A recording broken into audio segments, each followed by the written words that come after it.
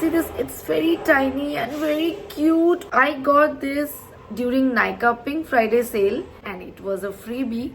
So I kept it because I wanted to try it because of its cuteness. So this is by Maybelline. I think this color will be suitable for medium skin tone like me. It's Maybelline Superstay Matte Ink and the color is Ruler.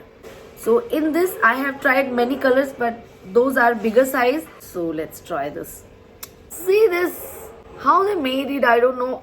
I think Maybelline should make this type of tiny sizes lipstick in all colors so that we can carry all the time.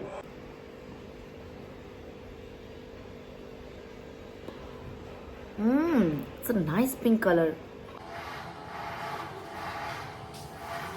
I thought it will be the same color as this getup, but it's not. I thought it will be nude.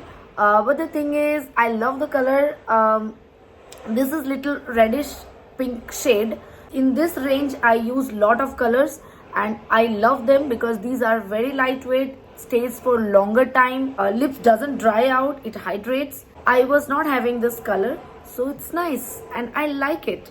I think it looks good on my skin. Let me know what's your opinion. These are transfer proof. Bye.